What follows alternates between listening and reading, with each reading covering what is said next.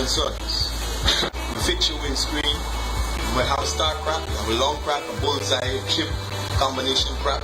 All of these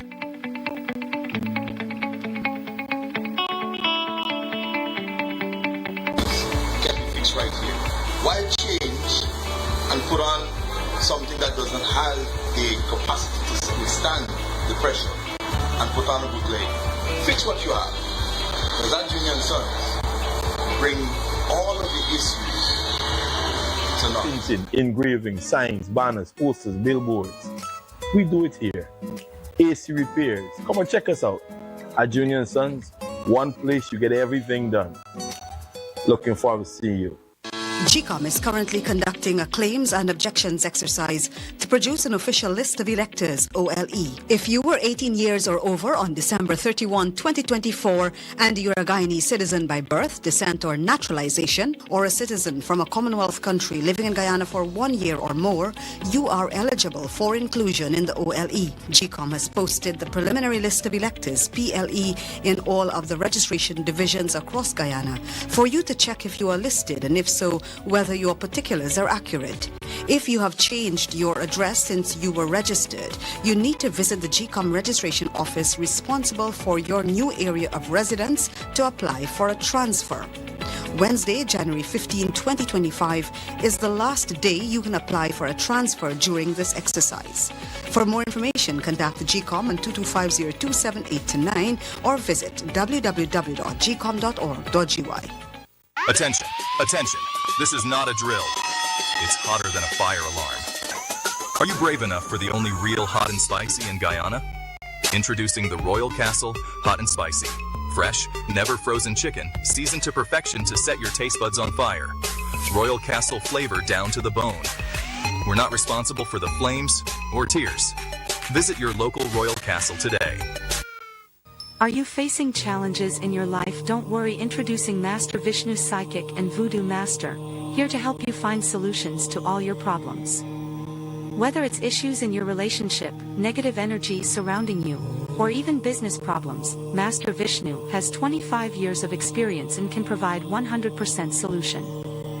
His expertise in black magic removal, voodoo, witchcraft, demons, dark energy, get ex-love back, husband-wife and relationship issue, psychic reading, palm reading, face reading, horoscope reading, and that's not all. If you're longing to reunite with a loved one, he's here to assist you as well.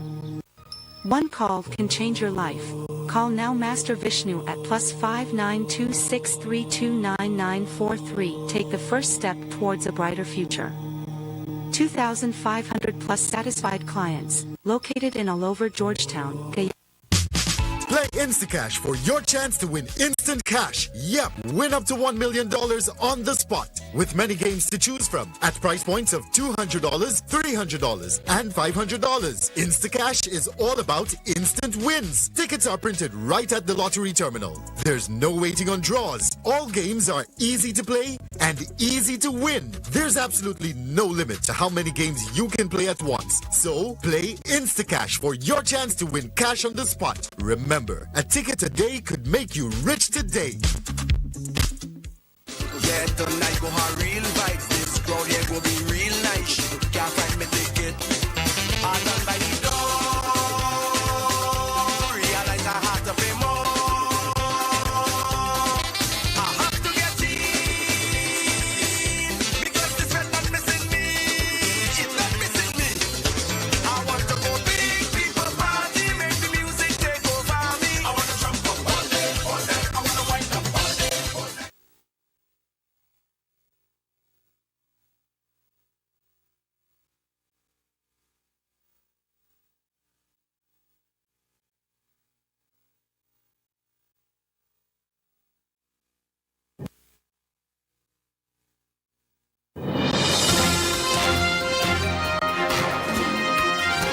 Your top stories this evening, sponsored by Courts, bringing value home. Bar Association calls for immediate appointments of substantive Chancellor, and the Chief Justice says the situation is quote-unquote untenable and unacceptable. Norton open to abandoning ambitions for presidential candidacy will support a consensus pick if the need arise.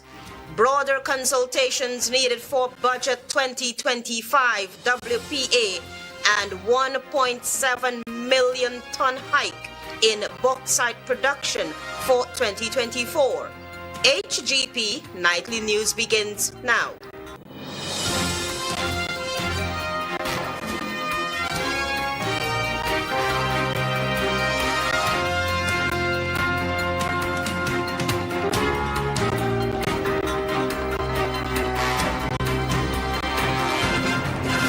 Good evening to our viewers here in Guyana and online. I'm Aletha Grant with the Tuesday, 14th January 2025 edition of the HGP Nightly News. This is what you need to know this evening.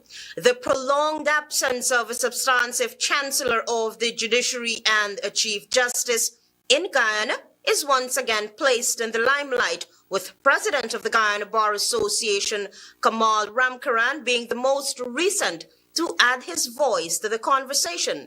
The Bar Association's president has since described the situation as untenable and unacceptable. More details from Tiana Cole. President of the Bar Association, Kamal Ramkaran, on Tuesday, during the opening of Law Week 2025 at the Supreme Court, expressed frustration over the prolonged absence of a substantive Chancellor of the Judiciary and a Chief Justice in Guyana. This situation is untenable and it is unacceptable, and it is not something that we can continue to have happen. Ramkaran pointed out that over 2 decades, the roles of Chancellor and the Chief Justice have been filled by acting officials, with Justices Janet Cummins-Edwards and Roxanne George serving in the respective positions since 2017. The process is not complicated. There is no reason that we should be here 20 years later without a Chancellor and a Chief Justice, and this is not something that should be accepted by anyone.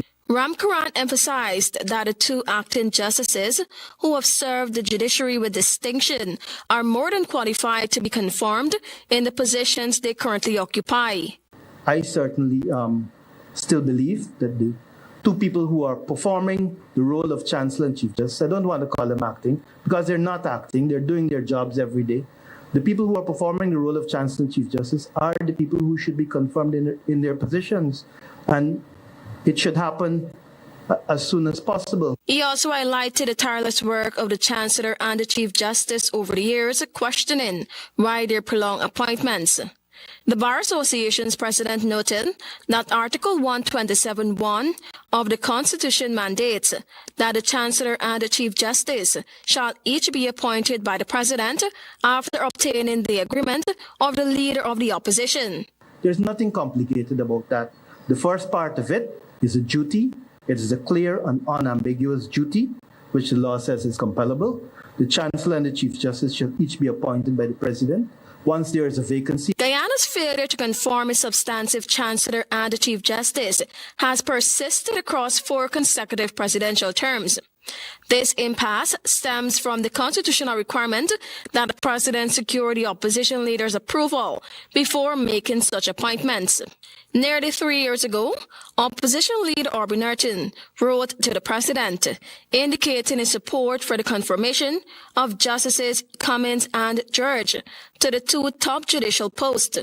Norton has since maintained that his support remains in place, alleging that it is the President who has been reluctant to advance the process. Currently, Justice Janet Cummins-Edwards performs the duties of Chancellor, and Justice Roxanne George serves as Chief Justice in an acting capacity. Both were appointed by former President David Granger in 2017. Tiana reporting for the HGP Nightly News. Amid the high rate of cases filed, Acting Chief Justice Roxanne George on Tuesday called for greater use of alternative dispute resolution mechanisms, including mediation and restorative justice, to address the current strain on the judiciary. Here again is Tiana Cole. Speaking at the opening of Law Week 2025, Acting Chief Justice Roxanne George emphasized the need for innovative approaches to improving access to justice while balancing the heavy caseload faced by the courts. The acting Chief Justice noted that the Judiciary's Strategic Plan 2024 to 2031 has already achieved a major milestone: the successful rollout of the e-litigation system for the Court of Appeal, the Full Court, and the High Court. The e-litigation portal, which was launched on January 30, 2024, as of December 31, 2024, saw a significant number of appeals and applications filed through the portal. 37 appeals were filed in the full court, and 1,637 cases were filed in the High Court, broken down as follows: 1,373 cases for Demerara, 377 for Burmese, and 76 cases in Essequibo. Highlighting the increase in volume of cases, Justice George strongly encouraged the use of alternative dispute resolution methods, such as mediation and restorative justice, as practical solutions to manage disputes more efficiently. Despite the increase in number of judicial officers, the court system cannot realistically conduct trials in every case or deliver judgments within the 4-month time frame prescribed by law due to the heavy caseload dealt with by each civil judge. She praised the seamless transition to the e-litigation system, describing it as a transformative step for the administration of justice. Lawyers and litigants alike, as well as judicial officers and the staff at the various registries, have adapted and adopted the new system with enthusiasm. Meanwhile, Acting Chancellor of the Judiciary, Yana Cummins Edwards, highlighted significant progress in various areas, including enhancing access to justice, improving technological processes, meeting clients' needs, and optimizing financial and material resources. She noted that the reconstitution of the Judicial Service Commission came at a pivotal moment, enabling the appointment of 10 judges, 9 magistrates, 3 commissioners of title, and other legal and support staff to strengthen the judiciary's capacity. It makes us being more effective and efficient in addressing the caseloads and in dealing with the very many matters that come before us.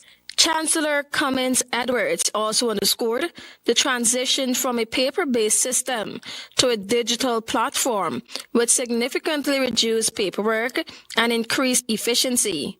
There have been increases in the volume of cases filed, you would have heard, and the precious judicial workforce needed to be enhanced to deal with those increase. Tianako reporting for the HGP Nightly News. Leader of the opposition Aubrey Norton says he is open to abandoning his ambitions of becoming the presidential candidate for what may likely be a coalition political party should circumstances change in the lead-up to the 2025 general and regional elections. Antonio Day reports. Opposition leader Aubrey Norton said that while his party, the People's National Congress Reform, PNCR, has agreed to him emerging as a presidential candidate, if circumstances are to change, he was given the option to choose another candidate. My party would have said to me that I will be the presidential candidate. My party has said if I don't want to be the presidential candidate, they've given me the authority to choose. That is a decision of our Congress. Affirming Guyanese that the APNU AFC will emerge as a united front in the lead-up to the 2025 elections, Norton made it clear that no one will dictate what rules should be assigned during his party's lead-up to the elections. He posited that every decision made will be made within the party. We are in discussions with other political parties and we go to it with an open mind.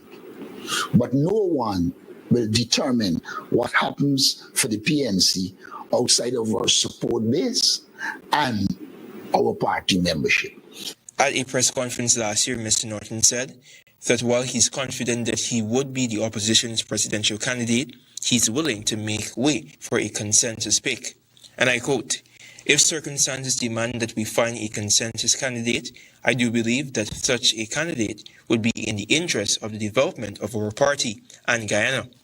I will be disposed to facilitate it, but I am not the one who will ever say never. the opposition leader said last year. Norton, a seasoned politician, when asked about other opponents in the 2025 elections race, had this to say. Now, likability sounds good. But a lot of time in politics is who on the ground, who are engaging people. I recall before our party Congress, all around they were saying Norton will go, blah, blah, blah. I remember Freddie Kissoon, in his normal madness, wrote a long thing on why I will go. It turned out that the person who is grounded in this party, named Aubrey Norton. Antonio Day reporting for the HGP Nightly News. The Working People's Alliance has once again sounded its voice as it believes there should have been more consultation before the reading of the 2025 national budget. Daisy Richards reports. Member of the Working People's Alliance WPA Rohi Kanai, during his party's weekly press conference on Monday, contends that there should have been wider consultations on Budget 2025 ahead of its reading. The budget should be agreed to in the main by all political parties. It should have been discussed properly in the National Assembly before being presented. We all know a house divided against itself will fall, and thus the plea for national unity. After Vice President Barjagdio's announcement of there being consultations in various villages, WPA's leader Dr. David Hines had some questions for the incumbent administration. Were these consultations held? Were these consultations publicly announced? Which government agency or agencies facilitated these consultations? Were the parliamentary opposition parties consulted? Were civil society? In fact, WPA thinks that one of the impediments to socio-economic development since the coming of oil has been the tendency of the government to treat the country's resources as its partisan property, and the management of those resources as the purview of the government and the government alone. WPA has since called for a decrease in infrastructure spending while highlighting that the budget should focus on cost of living, wages and salaries, and further improvements in the education system. For HGP Nightly News, I am Daisy Richards.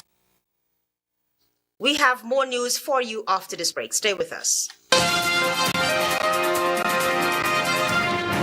Welcome to SNL Electrical Inc., where lighting and electrical needs are met with expertise and style. From the latest in electrical lamps to durable cables, circuit breakers, panels, we have it all. Illuminate your space with our elegant chandeliers, stunning crystal lights, and versatile pole lights. Looking to upgrade your comfort? Explore top-of-the-line AC units and our diverse selections of stylish styles. Visit us at 170-180 Thomas Street, Kitty, Georgetown. Discover a solution that not only lights up your world but transforms it. Call us on telephone number 226-3018 or 223-1634. SNL Electrical Inc. Powering your life with elegance, quality, and care. Attention homeowners and contractors. When it's time to add the finishing touches, tiles must be on your list. And there's only one place to get the best quality and widest range with modern designs. Gaffurs is the #1 supplier of tiles in Guyana. You've got floor and wall tiles, ceramic and porcelain tiles, stone slate, terrazzo stone, mosaic tiles, and all the accessories including tile trim, spacers, sealers, cleaners and polishers. Also the important thin set and grout. At Gaffurs, the options are endless, but we make it easy for you with the experts in our tile department. They are to assist you in making the right choice. Get the right tiles at the right price from Gaffurs Macdo Mega Complex, while the outlets in Purican, Means, Land of Canaan, Bedford Wacking, Rose Hall, Kanji, and Diamond. Gaffurs for all your tiling solutions. You're watching the HGP Nightly News. Welcome back. The Home Affairs Minister and the Commissioner of Police seem to be unaware of any police officers being stopped and questioned by United States authorities, but the evidence suggests otherwise. Travis Chase reports. In March of 2024, head of the Major Crimes Unit of the Guyana Police Force, Mitchell Caesar, was detained and questioned by U.S. authorities when he had entered the country on vacation leave. When word got around that the senior cop, who has been, over the years, embroiled in a number of serious allegations, the hierarchy of the Guyana Police Force opted to remain silent on the issue. It was not until a late press conference by Vice President Barrett Jagdeo that the cat was let out of the bag regarding Caesar's detention in the United States. Mr. Jagdeo at the time said he was notified of Caesar's detention but was unable to say why he was detained for questioning. I personally did not seek to find out what it related to because that should be dealt with by the police force. The United States of America will not tell us what their questions are, why they question people, because that's immigration matter. They don't as a matter of policy. Months after Caesar's detention, a sergeant of the Guyana Police Force was arrested and questioned at the Miami International Airport over his direct involvement in the drug trade in Guyana. The policeman's cellular phone was also confiscated and his United States visa revoked. Sources familiar with the arrest said that United States authorities are well aware of the cop's direct involvement in the 4.4 tons of cocaine which had been found in 4 makeshift bunkers about 30 minutes from an illegal airstrip in Region 1 on September 1, 2024. That policeman did not report his detention to his superiors. Now, in light of all this information, Home Affairs Minister Robeson Ben was asked on Monday for the exact number of police officers who were detained and questioned in the United States. This was his response. How many police officers have reported to you or any other rank below you that they have been stopped and questioned by U.S. authorities in recent times? I would just like to say that we're not aware of any such number. In recent times, several ranks of the Guyana Police Force have been stopped and questioned by United States authorities and their cellular devices confiscated. Travis Chase, HGP Nightly News. Antonio Day tells us now that Guyana produced more gold in 2024 as a result of increased mining operations. This is according to Subject Minister Vikram Barrett. In 2023, our production was 432,113 ounces. In 2024, production was 434,067 ounces. That was Minister of Natural Resources Vikram Barrett during his ministry's year-in review press briefing held at the Ghana Forestry Commission's multi-complex in Georgetown. Minister Barrett also revealed an increased revenue of over $180 million due to ramp-up production in the gold industry. He acknowledged that local companies, such as Seeding Mining, has significantly contributed to the increase. Notwithstanding the achievements, the industry experienced its fair share of challenges, among them drought, flooding, and worker shortage. In order to pursue opportunities in the construction and oil and gas sectors, several medium-sized miners that left the industry later returned, according to the minister. In 2025, however, particular focus will be placed on assisting small and medium-sized miners to boost the rate of recovery. We should say to the smaller miners, you have to start now and use this system. Basically, we're putting them out of operation.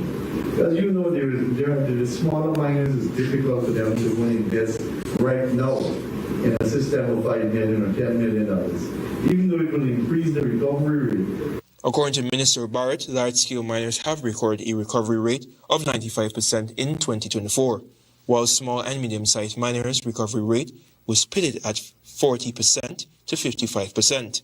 The minister noted that small miners face challenges in accessing transportation for moving minerals like gold. Materials to that central point adds cost to them too, and it's difficult in doing that because a small miner might not have a truck. In order to guarantee higher production, the Guyana Geology and Mines Commission has been entrusted with enhancing monitoring throughout the mining industry. The minister stated that additional efforts are being made to help small miners obtain licenses and sufficient funding to support their livelihood. So it's mostly the small miners that have a challenge. One is the investment cost that we have to work with them on, grouping them, but sometimes they work in different areas. Antonio Lee reporting for the HGP Nightly News. Meanwhile, bauxite production in 2024 has skyrocketed to a record-breaking 1.7 million tons, marking a major turnaround for the industry after years of decline. This is according to the Ministry of Natural Resources. During Tuesday's press briefing held by the Ministry of Natural Resources, it was disclosed that bauxite production in 2024 reached an impressive 1,703,121 million tons. Minister of Natural Resources Vikram Bharat described this development as a significant milestone, highlighting the progress made in the recent years.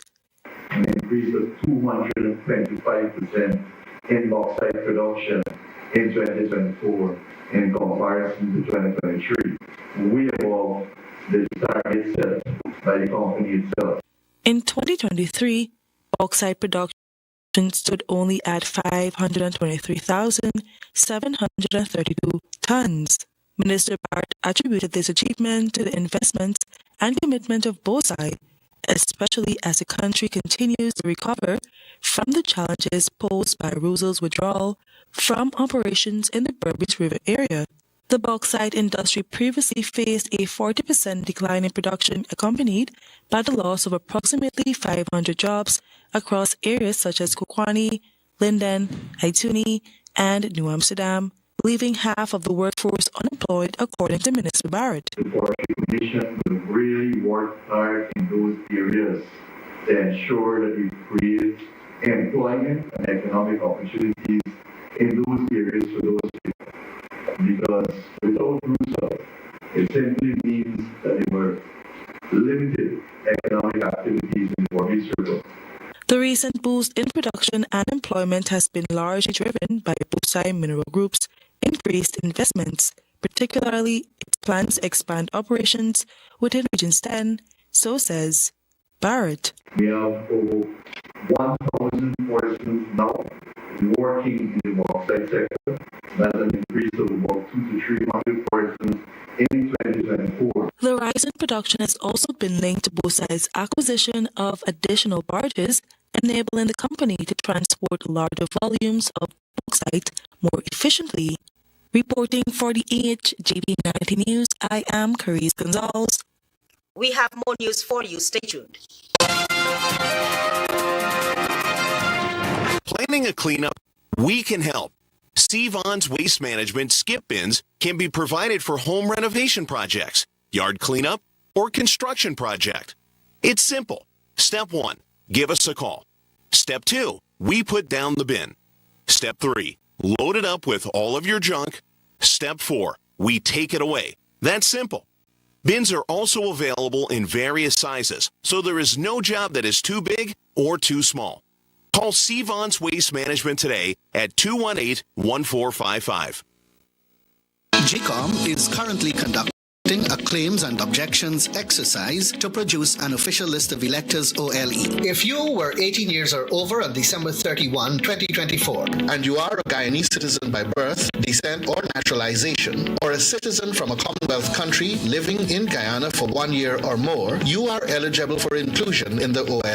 GCOM has posted the preliminary list of electors PLE in all of the registration divisions across Guyana for you to check if you are listed, and if so, whether your particulars are accurate. You can make a claim for registration, change or correction to your particulars, or you can object to the inclusion of anyone who you believe should not be on the list. If you are desirous of making a claim or objection, you must visit the GCOM registration office responsible for your area of residence to do so. Visit the GCOM registration office responsible for your area of residence to conduct any of the above transactions. Opening hours. All GCOM registration offices will be open Mondays to Fridays from 8 hours to 18 hours. Saturdays and Sundays from 10 hours to 14 hours. For further information, contact GCOM at 225-0278-9, 226-6557, 8 and 9, 223-9650, or visit our website at www.gcom.org.gy.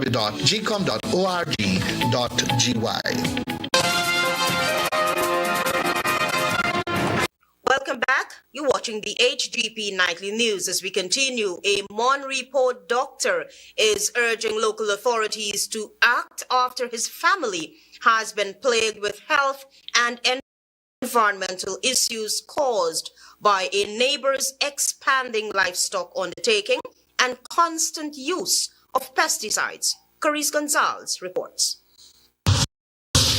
A doctor and his family who reside in Mon Report Block 8 have found themselves in an ongoing dispute with their neighbor over the persistent issues of bad odors and pesticide exposure from livestock. Since relocating to the area, the family has been dealing with unpleasant conditions that have significantly impacted their quality of life. Speaking to 90 News on Tuesday from his Mon Report home, Dr. Andrew Khan expressed deep frustration on the issue. I've been living here for approximately 6 years, and for the past 6 years we have been enduring putrid smells, pests, and a lot of noise from our neighbor. I even breathe because every time my wife and I come home, the scent is so high. It's hard. We got to rush in and lock up all the windows. And as you know, the place is hot right now. We can't open windows. Despite several complaints made to the Neighborhood Democratic Council, the Environmental Protection Agency, and local government, inspections have been conducted, but the situation remained the same. Dr. Khan described how each agency is shifting blame, and the situation continues to pose a health risk to his family and the surrounding community. Because we have every organization pointing fingers at each other or they're pointing at the Lusitlan NDC. I don't know who is responsible because many times they're telling me that it's not their job, then the next time they're instructing them to stop. It's like they're up and down, back and forth. These neighbors, they felt so empowered, they doubled in their rearing of poultry and goats and so forth in a small space of 10 by 4 feet. And everything is washed into the drain here. Though an agreement was reached to move the cows, the problem worsened when the livestock was doubled in number. Despite repeated concerns raised by the Khans, the neighbors have refused to address the situation, and previous attempts to resolve the issue proved unsuccessful. In a recent complaint to authorities, Dr. Khan revealed that his wife's medical condition had worsened due to the poor ventilation caused by the persistent bad odor from the neighbor's yard. My wife is an asthmatic, and she had like 3 or 4 crises since we moved in. And before, she barely had 1 crisis in every 6 years. The Khan's family has been forced to spend additional monies to regularly spray the yard in an attempt to keep pesticides away. And the visibly frustrated medical practitioner is calling on the relevant authorities to take immediate action. He emphasized that this ongoing issue is not only a health concern, but is also urging the government analyst food and drug department to investigate the situation further, particularly because the neighbor operates a snacket. He expressed concerns that the unsanitary conditions combined with the potential health risks associated with the food business required immediate scrutiny from authorities.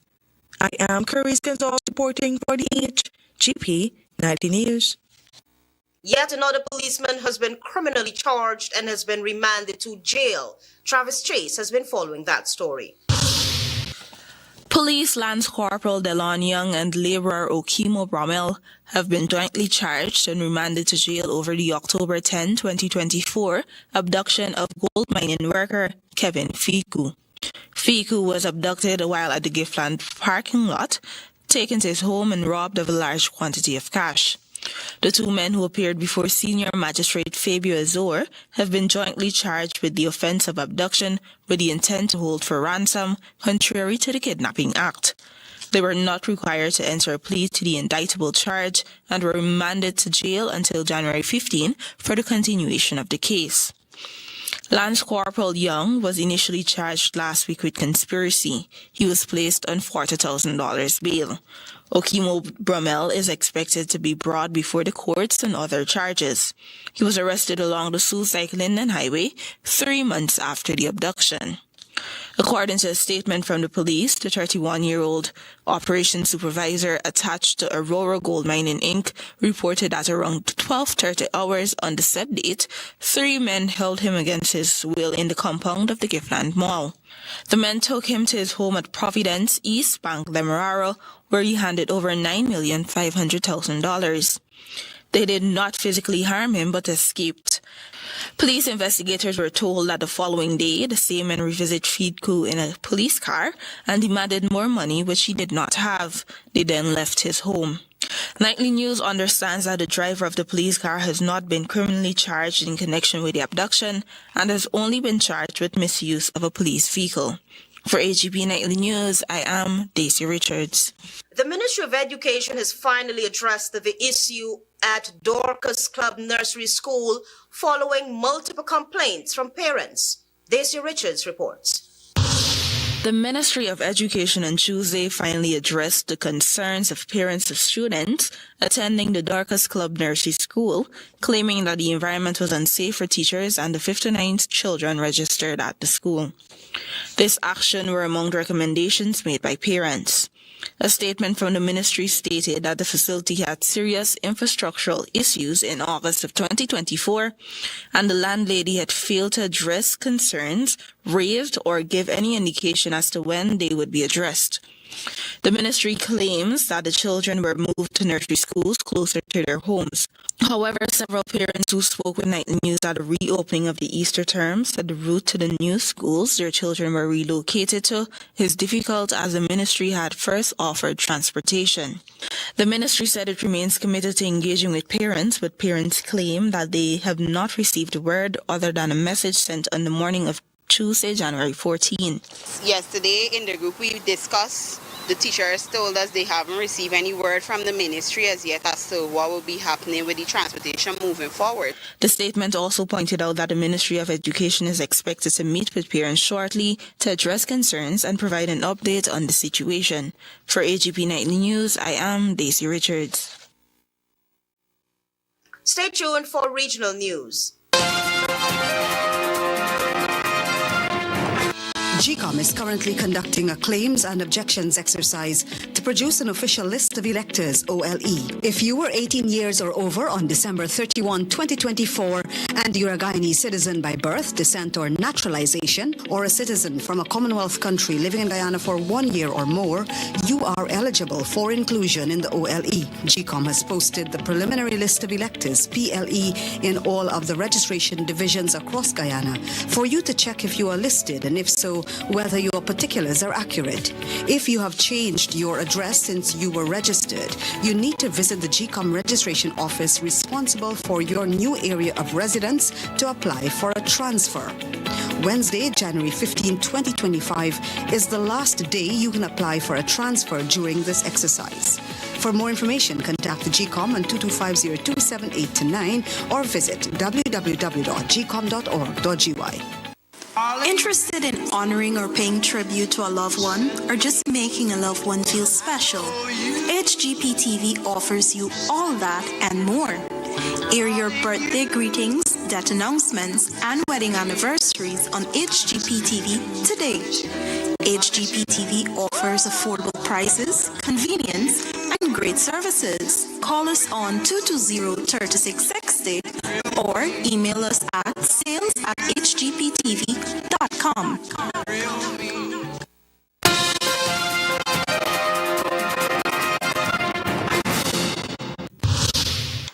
Good evening and welcome to Tuesday's edition of the Regional News. We begin with news from Trinidad. Prime Minister Dr. Keith Rowley says some police officers are now pretending to close stations to hide from criminals. He made the comment on Monday as the Parliament debated the rationale for the state of emergency and a further 3-month extension to it in separate motions. The Prime Minister said criminals had become so brazen that they believe they can, without fear, shoot and kill even the police. He said this has led to the belief that the regular laws are not sufficient to treat with the harshness of the criminal element. He lamented the difficulty his government has faced in dealing with murders. Those were over 60 murders in December and to deal with the threat to public safety from gangs' reprisal attacks. Speaking again during the motion to extend the state of emergency, which was declared on December 30, 2024, Dr. Keith Rowley said the first 15 days were not enough to have a genuine impact. We tie now that the Caribbean Public Health Agency says it's monitoring seasonal viruses such as the human metapneumovirus, HMPV, and influenza. And while currently the risk posed towards the Caribbean is low, there is potential for increased risk. Carper said the reports speak of an increase in cases of influenza, a human metapneumovirus, HMPV, mycoplasma pneumoniae, and COVID-19, resulting in overwhelmed hospitals and cemeteries. This reported increase in respiratory infections is expected during the winter period in the Northern Hemisphere. Importantly, Carper notes that there have been no official reports with details from the Chinese Center for Disease Control and Prevention to complement second-hand reports given by various news agencies. Notably, China had a similar surge in respiratory illnesses in November 2023, which was reportedly due to 7 respiratory viruses. HMPV is a respiratory virus which generally causes upper and lower respiratory disease in people of all ages, especially among children under 5, older adults, and those with weakened immune systems. Symptoms include cough, fever, nasal congestion, and shortness of breath, which may progress to bronchitis or pneumonia, similar to other viruses that has caused upper and lower respiratory infections. And now for some international news. At least 400 illegal miners remain trapped on the ground in South Africa 2 months after a police raid. A spokesperson for the South African Police Service, SAPS, did not respond to a request for a comment.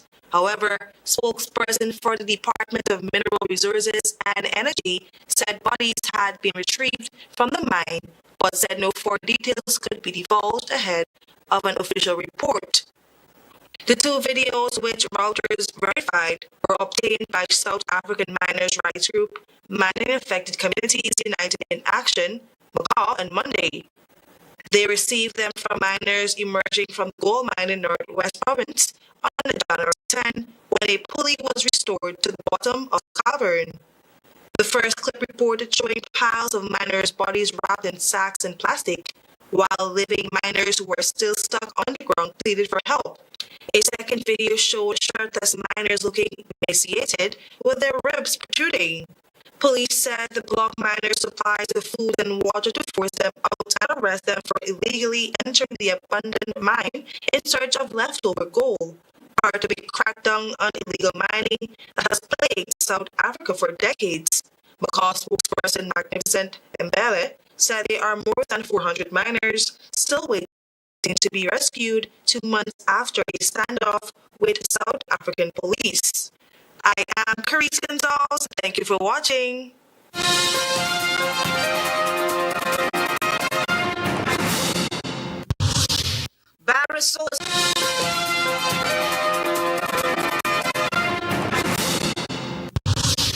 Bar Association calls for immediate appointments of substantive Chancellor, and the Chief Justice says situation is untenable and unacceptable. Norton, open to abandoning ambitions for presidential candidacy, will support a consensus pick if the need arises.